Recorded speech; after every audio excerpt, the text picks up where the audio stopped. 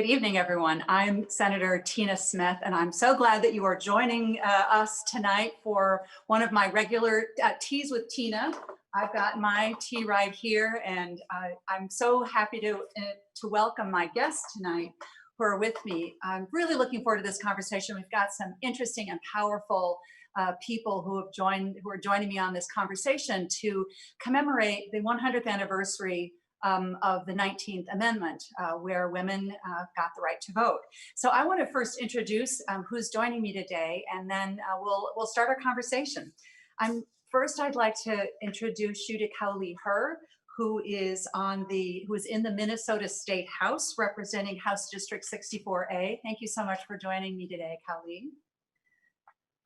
Erin Maye Quade is with us also. Erin is the Advocacy Director at Gender Justice and former state legislator. It's great to be with you, Erin. Great to see you virtually, at least. I'm really so excited to have Mitra Jalali, who represents Ward 4 in St. Paul. Thank you so much, Mitra, for being with us. And we have Chandra Smith Baker, who is the Senior Vice President at the Minneapolis Foundation. It's great to be with you, Shonda. And then Esther Agbaje, who has recently won her primary election, is the DFL endorsed candidate in Minnesota House District 59B. So thank you so much for being with us. So this is a really interesting evening, and I think a historic evening. We are celebrating the anniversary of the 19th Amendment. It is the second night of the Democratic National Convention, where Kamala Harris, a Black and Indian American woman, will be on the ticket. Only the second Democratic woman to be on a national ticket, after following in the footsteps of our beloved Walter Mondale, who nominated Geraldine Ferraro way back in 1984. And so we're celebrating also the right of women,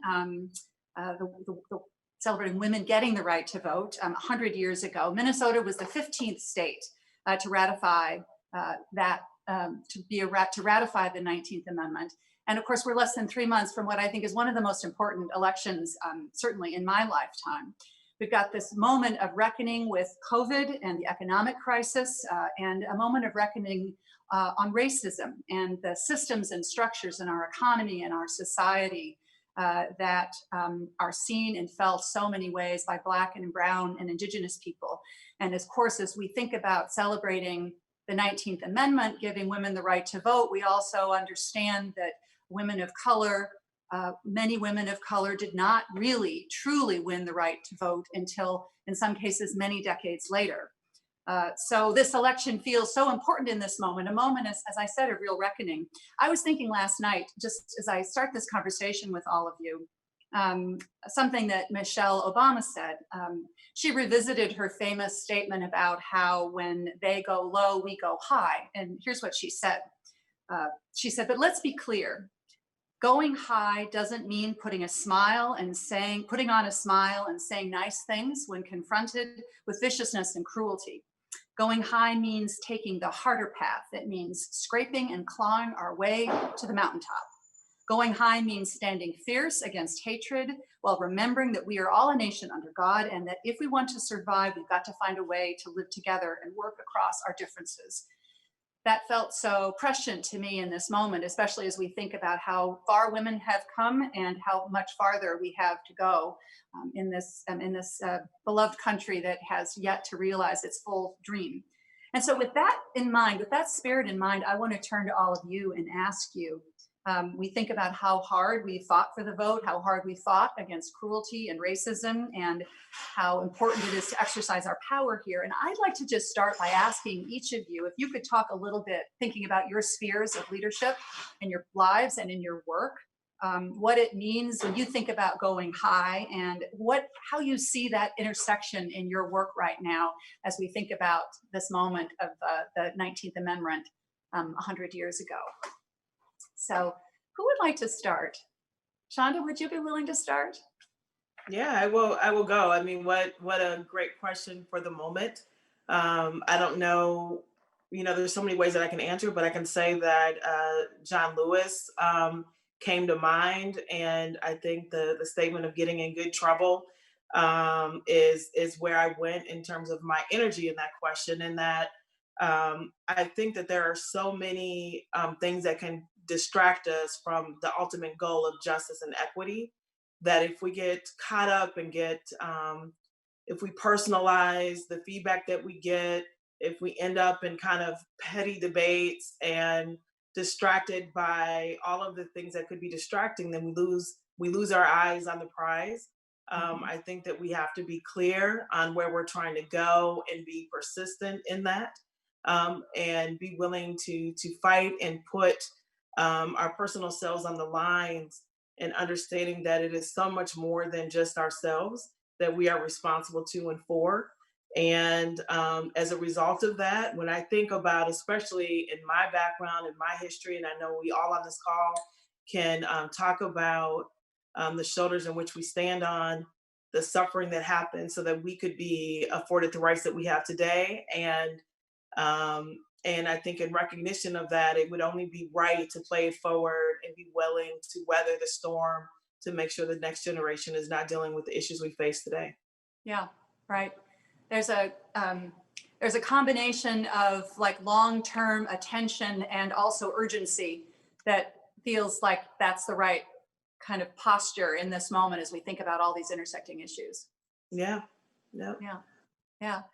Yeah, Erin, what came up for me was Angela Davis, and she talked about what was radical as grasping things at the root. And I think so often, especially in Minnesota, and especially for women of color, especially Black women, right? We need to be polite and we need to be nice, right? We hear a lot about Minnesota nice. And I think that the way that politeness and niceness and being small can be weaponized against women and femmes, I always think about going high as the long road, right? And so at the end of our lives, at the end of this millennia, we want people to look back and say, yes, they made people uncomfortable because they fought for the right things. Yes, we fought to fix this childcare crisis. Yes, we fought to reverse the she-cession. Yes, we fought to put in public health measures. Yes, we fought for people. That's going high, right? It's not plastering on a smile, like Michelle Obama said, and it's not keeping quiet. It's actually getting loud, because right now there are so many people who need us to get loud. And that's taking the high road. It would be staying small to just be like, ew, it sounds weird. It sounds uncomfortable. And so that's what I think of when I think of going high. yeah. Well, I think that's such a great point too, and I think about the work, the work that you have done and the work that you're doing right now. Um, you know, Sometimes women have to be reminded that our job is not to make people be comfortable. Sometimes our job is to make people be uncomfortable. Well, and Senator Smith, if I just could add really quick to what Shonda and Erin already said, I think too, as a woman that comes from an immigrant community, right, what it means to speak out when you see issues that impact women and girls. Sometimes there are real consequences to these women, right? And what does it mean for us, even though that, in America, in my immigrant community, we always looked at America as the place that gives women the right to have their own voices and their own minds. We don't even know anything about the 19th Amendment, and that at some point women didn't have the right to vote, right? And then to really help these women come into themselves and to understand, what does it mean for them to have their own power? What does it mean for them to still have to navigate within a structure and a system that is actually still very strongly tied to the country and the cultures that they came from, because we are so new to this country. And I've been here over 40 years, but I was some of the first wave of immigrants that came here from that Vietnam War, from the Hmong community. And so I think a lot about what does that mean about owning that power, and how does that look like, and what does that mean for different women from different backgrounds to really navigate that, and then being able to own that power. And what does it mean then to go high? And that may look very different than for different women in different areas. And so I just wanted to make sure to kind of, put that out there as well. And this is something that we should come back to, because sometimes sort of challenging that power structure, grabbing hold of the power that you have makes can be uncomfortable in different cultures. And then also, if you're a woman of color, you're a young woman, you've got another sort of level of intersection that I know is people experience. Mitra, I have a suspicion that you know a little bit about this issue Yeah, I've in been your thinking, work. I appreciate getting to hear from everyone, and thanks, Senator, for having this get together. I was thinking about how when I first got elected in 2018, it cemented a supermajority of women on the St. Paul City Council.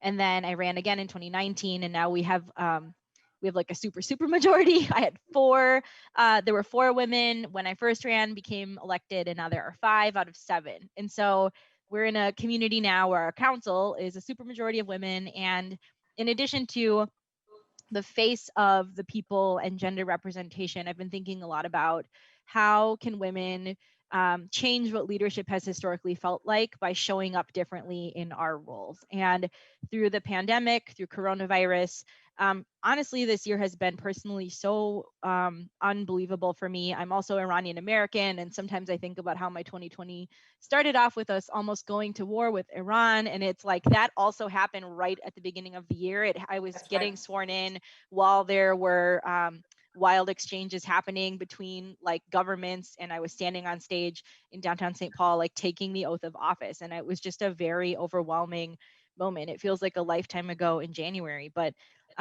all those things have happened this year to our community, to me and my leadership. And I think that what communities deserve right now are leaders who are going to show up with their whole heart to be honest about the challenges we're going through, and not just have like the face and like kind of cosmetic representation, but a willingness to grapple with like the deep hurt of what we're seeing. We need to be fighting for women who are poor and excluded from all of the spaces we have the privileges of being in, women of every background, every skin tone, women who speak more than one language. Like when I think about the breadth of our movement for women and what we need to be doing, women who are not cis, trans women, like there's so much that actually needs to be encompassed within that. So I've been thinking about how to like bring my entire self, because if you just get through the door and you're like, oh, I'm a woman of color, I got elected and now I get to be here and just be like in the window, that isn't helping our people either. So I've been thinking about that a lot, just been sitting in with my heart. Yeah. Well, it's, you're raising so many interesting issues about like how, how identity gets defined, and, women and how that relates to gender. And it's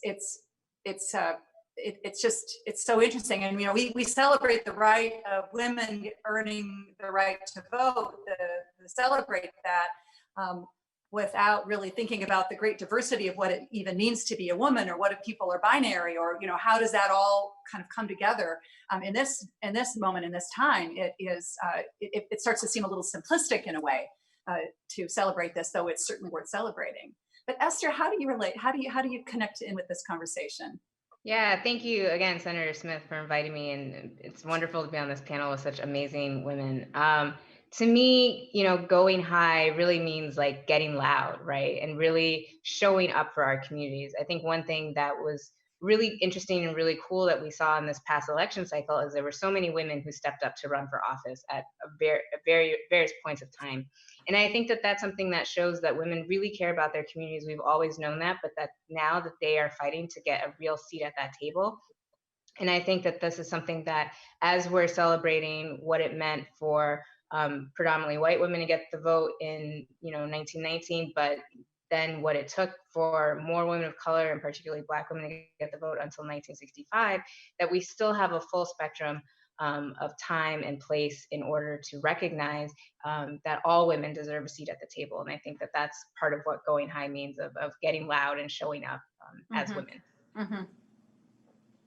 I've really been struck in this moment about how few people really contemplate that the 19th Amendment happened, but yet it wasn't until 1965 with the passage of the Voting Rights Act that there was sort of true opportunity for women of color to exercise their right to vote. And it's sort of, this is one of those things that I think is not part of the story of the suffrage movement, the story of the role that women of color played in the suffrage movement, when we focus on, Alice Paul and Susan B. Anthony. Yeah, I mean, this is very consistent with how we show up and how we tell our history, though, in this country, is that people of color have been erased, or it's told from one point of view. And I think that it's an important point to note and to reflect on, as we move forward and push policy in all of our roles that we have, that we understand that we need to bring everyone along. And we need to honor the challenges in our histories, I think, to better understand those nuances. We often repeat things as though they were true for everyone. And I think this is an example of it. And, you know, when I think about the suffrage movement, I think about Ida B. Wells and her long fight. And, you know, may I have more Ida B. in me as I do my work, and the stick with itness, and her understanding of the connection of policy and of voting to ultimately the right and progress towards equality. Yeah, it's so true. I think about too, like I was the first Black woman in my family who was born with the right to vote. And so we sometimes like to think about, you know, this was a long time ago, it was 100 years ago, things should be okay. And if that is true, right, I'm 34 years old, that is not a long time for women like me to be engaged with our government, to say, this is a person I want to set our policy. This is a person who I believe represents me. And so when we're thinking about how far we have to go, we can look at for how short people have been able to, in part, say, this is what I want my country to look like. This is what I want the policies to reflect. And it just shows up in so many different ways. Yeah, that's so true. It's so true. You know, I have a question I'm really interested in asking all of you. This is something that I confront. There's a lot of conversation about what women bring to leadership. And there's been sort of social science written about it and kind of, you know, talks about, you know, how women are seen as leaders, but also what women are supposed to be bringing to leadership. And you all are such an interesting group of people because you're, you know, you have a nonprofit, public sector, Chandra, you do so much work also with some of the biggest corporations in Minnesota. And I'd love to hear you reflect on how that feels when people talk to you about what are the qualities that women supposedly bring to leadership, and whether you've experienced that kind of description of your own leadership. Because I have, you know, I hear that all the time. It's sort of like, people will say to me about my leadership, oh, she's very humble. And they'll say, Velvet she's used hammer. to working behind the scenes. Yeah. Yeah.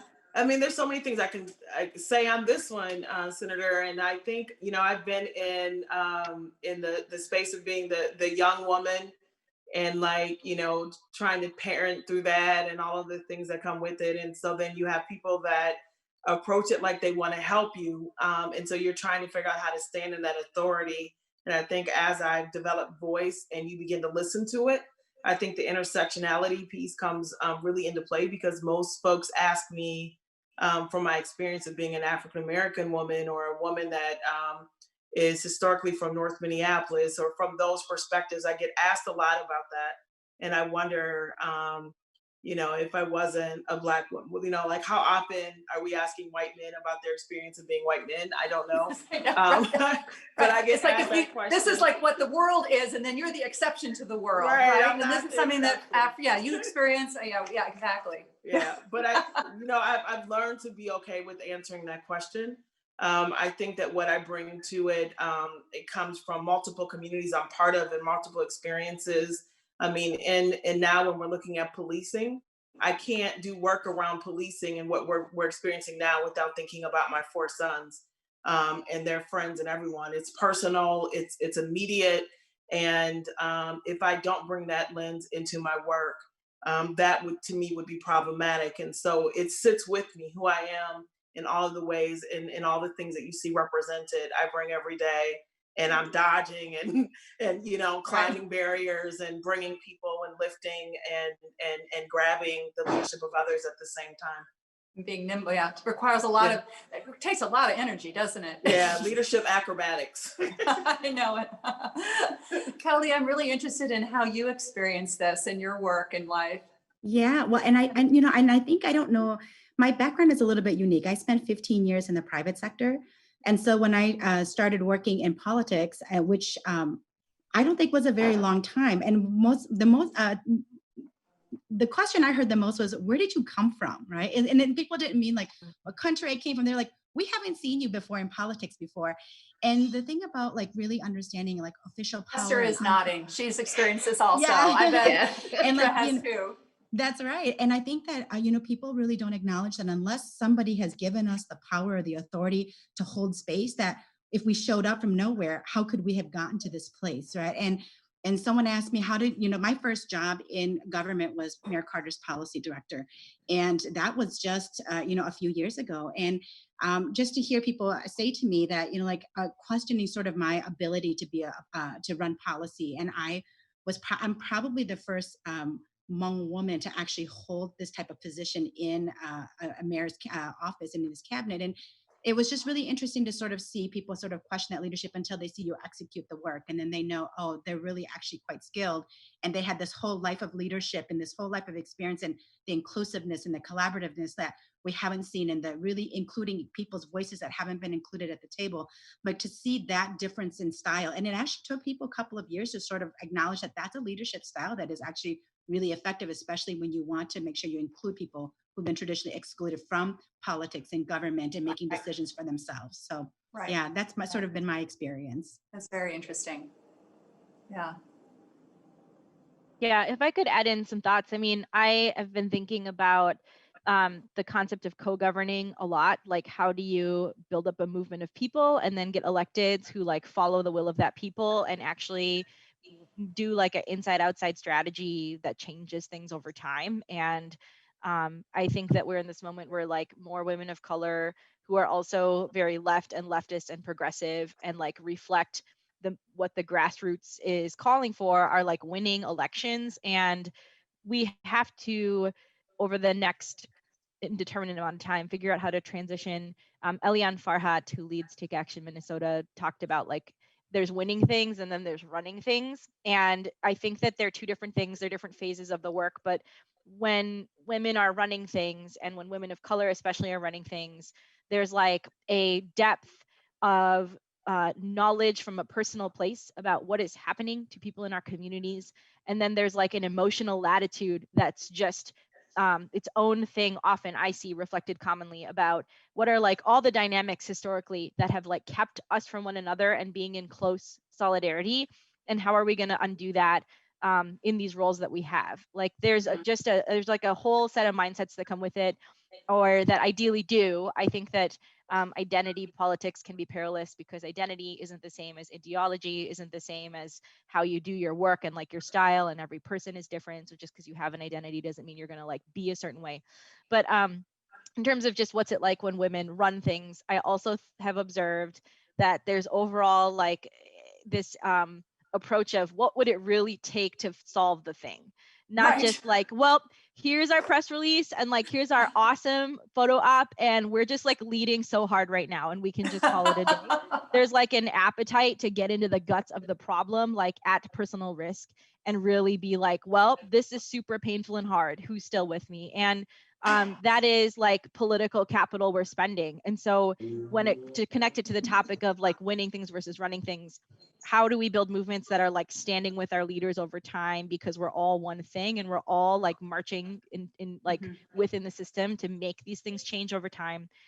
It's a hard moment to hold that ethos in because people do feel, understandably, like systems are failing them. There is a withdrawal from politics that it comes from a place of extreme hurt. So I think women uniquely can play a role in remedying that, but that's a lot of what's just been on my mind lately with what's going on in the world.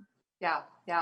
Well, it makes me think about how I've just always believed so strongly that in work and in politics and in life, it's all about relationships and building relationships for the long term, not transactional. I'll do this for you, you do this for me, which is often the way people approach issues in politics. That's the way. I mean, that's I think a little bit of what you're talking about, Mitra, right? Like we'll do this press event. You'll do this for me. I'll do this for you. We'll all look good, and then we can like declare victory. And it's like an inch deep. Yes, exactly. As opposed to like making a long-term commitment to really addressing the significant challenges and significant problems that are holding people back and are not giving them equal opportunity and equal chance to really have the promise of this beloved country. So Esther, I think about you as you're getting ready, you're contemplating, you have another election ahead of you, which you have to win. And then you'll be moving into a legislative role. And what do you think about this kind of question of what it means to be a woman and a leader? And do you feel a burden to be a certain kind of leader because of who you are, who you're? Yeah, I mean, this came up a lot, you know, so I'm also an attorney. So when I started practicing law, it was kind of the same question of, you know, are you going to be like this tough, like yelling at people type of attorney, or are you going to be like softer? And for me, you know, I don't see the softness as a bad thing. I think it's actually a way that women really relate to people, like you said, building that relationship.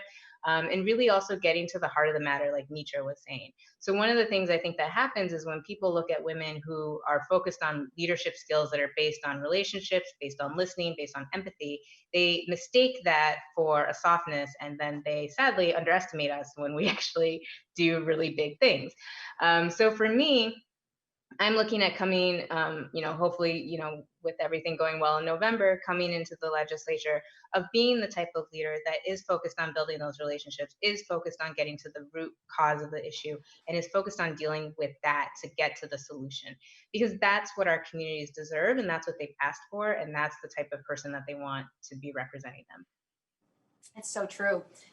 You know, another thing that Michelle Obama said yesterday, I won't be able to quote her exactly, but she really got to something that I think a lot about, which is what you're talking about, Esther, which is this kind of this ability to listen.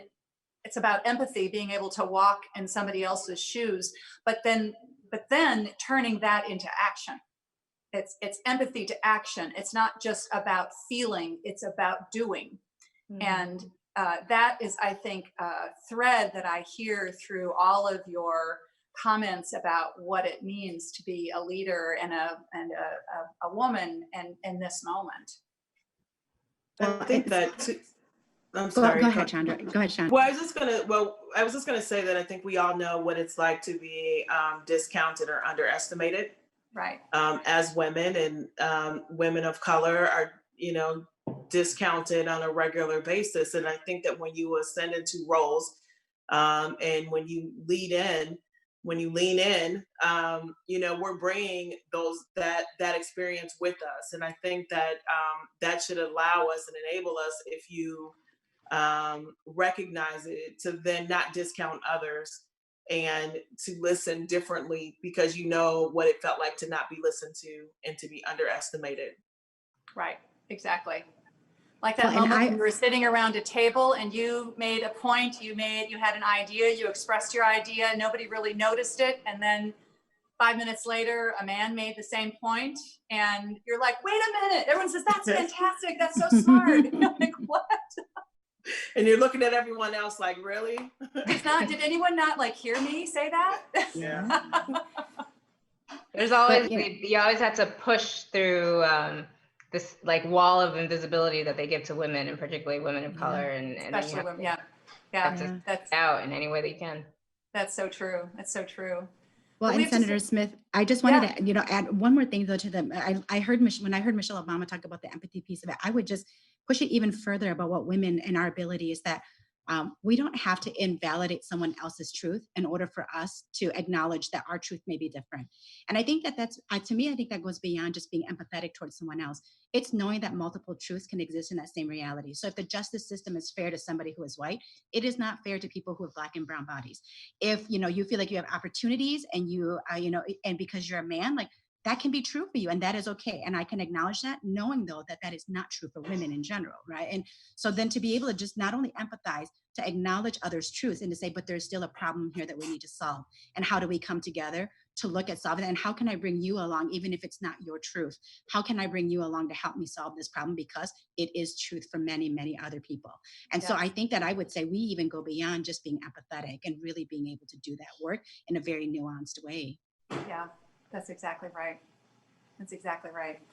Well, we just have a couple minutes left. And so I want to ask you on this particular day, in this particular moment, I actually have two more questions, but I'm not going to be able to get to all of them. My one, so you can choose which one you are which, you know, is most interesting to you. But my first question is just, this is who I am. I believe that in these moments of greatest crisis and challenge and I'm deeply fearful for my country in this moment. It's really important to stay connected to what gives us optimism, because if you don't believe that it can happen, you have to have optimism, I believe, in order to make progress. You have to be real. You have to be optimistic. So my one question I'm really interested in all of you thinking about is, what is it that gives you optimism in this moment? But then the other thing is a little more personal, which is I just am thinking about, as you all project forward 5 years and think about this moment that we're in, I'm wondering what you think you're going to remember the most about this moment. What, you kind of, how it is you look back and you go, God, that was a pivot point, or that's the thing that I won't lose 5 years from now. So I leave it to you. Which of those questions resonates most with you? I'll go. I think that the opportunity presented by the conditions laid bare with the status quo as we're seeing them is tremendous. And as organizers and electeds, I think that we need to be bold and unapologetic about not just saying what's wrong, but like really talking about the future we could have in very aspirational, hopeful, realistic terms, because the ideas that seem so dramatically unachievable to people are starting to sound like common sense. Like a home's guarantee when there's a wave of evictions and a homelessness crisis actually sounds like a great thing that we should have, and common sense. Having Medicare for everyone sounds like something that would have helped us in a pandemic. Having really, really amazing public transportation and systems to get around, and ways that where neighborhoods are grouped like densely and safely and equitably together so that we're connected even through crisis and don't need to like afford to be able to go somewhere. I mean, that sounds like it would help with the climate and also like our health in the pandemic. And so I think that I am pushing myself very hard, and it's been a really difficult go, but I'm pushing myself very hard to see the opportunity in telling a story of how it could be different. And then we just have to keep mobilizing to build enough power to get there. But if we're not willing to talk about what could be possible, like what are we mobilizing people around? So that's what's been on my heart and my mind, but I think that's an opportunity. Erin? I was so nervous that you were going to say what I thought of, and I was like, I'm going to have to think of something new, but it's not quite the same. Mitra and I worked together in the same office for a few years, so like, there's a brainwave. There's like some sameness. Yes, it happens. But I think the thing that I don't want to lose is I don't want us to forget how fast we can do things, because for so long, so many of the things that we have been told, like it takes a really long time for us to figure that out, and maybe we should study it a little bit more, and maybe we should do some more polling, and does it really work? I don't know. It absolutely can move as fast as we need it to, and I don't want us to forget that when people are experiencing crises, we can act fast, not at the expense of doing it right, but in order to solve the problems. And I think for a long time, we have had like a throwaway mentality about too many folks in society. We invisibilize people for experiencing the things that we actually refuse to deal with. And so knowing now that so many more folks are dealing with housing instability and food instability and where am I going to have my health care and on and on and on, has actually turned our attention to somebody needs to fix this now. And I don't want that to go away when more folks move away from their crisis, because there are still going to be people who are in crisis, and we need to have as much urgency about their crisis as we have about ours and our metaphorical ours. So that's what I don't want to lose in 5 years. Mm-hmm. Yeah. Well, and I do want to say that can we both be afraid and optimistic at the same time? Because you can. Because I feel like I'm working at things with a huge sense of urgency, and like, climate and what's happening to our environment, like that can't wait, right? We've already done detrimental harm to that. What is happening around caring for people and providing them resources and tools, those things can't wait. There's already too much harm that's been done. But yet I believe so much in the human spirit and people and the goodness of coming together and just the will of what people have and what we can achieve. And so I think when I meet people every day, they are the ones that give me hope, and knowing that no matter how much despair I see, that there is just so much goodness and so much hope in this world. And I also think about, like, I have two girls, right? A 20-year-old and a 17-year-old. And what kind of world am I giving to them to inherit? And when I see them, like today, my daughter came home from diving and she was absolutely furious because one of her coaches, he was very young, but one of her coaches had made some really sexist and racist comments. And I was really surprised to hear her exchange with him as a 17-year-old pushing back. And I thought, I have to be hopeful because these are the young women that are coming up and they're pushing hard. And if I am hopeful that means that if I push further, it's going to give them just that one little bit, of lift to get them forward to keep pushing after I'm done pushing, And so they give me hope, people and the human spirit, that all gives me hope. And it makes me optimistic of what the future can bring. That's for them. I think my reflection right now has been, we've arrived at the place that we're sitting in now, because there were people at tables that were afraid to speak up and to fully lean into the issues that have been talked about for many, many years in our community. And if anything, I think what I will remember about this moment is just, I think the pain, the destabilizing way in which we are entering into the work, and that this level of disruption is actually pushing us to do things that we should have been doing. And so how do I not forget that? And when I'm at the table and I'm just trying to decide if I'm going to be bolder, if I'm going to sit back, that it just really is a moment and a reminder that we all have to act, we all need to vote, we all need to push the systems so that we don't have a George Floyd, so that we can address the healthcare disparities, so that we don't have people living in parks, and that, and we have kids that are learning and eating and all of the things that we're dealing with right now. Yeah, I think same with me. What I'm looking at as a sense of optimism is, in these times of crises, people came together. And one thing that always stands out to me is after the murder of George Floyd, and, there were various uprisings, and, on the north side here, the grocery store closed, Walgreens closed, but people came out and they provided those resources for people. So there's still a sense of, a social fabric. And I think that it makes sense to lean into that. And to me, it also just shows that there's a real, true abundance in our society. And we shouldn't, do policy anymore from a sense of fear and from a sense of scarcity, but rather from a paradigm of abundance, that we do have enough. We do have enough to share. We do have enough to help people. We do have enough to get people on the right foot. So I think, what everyone has said is where we need to be, in providing homes for everyone, making sure people have access to healthy, nutritious food, closing the digital divide for students who are going to be going into distance learning predominantly this year. All of these things are not things that we should be scared of, but rather, as people have said, that we should lean into, and we have the abundance to do it. Yeah. Well, I'm really, you've all touched on so much of what has been in my mind these last few, really last many months.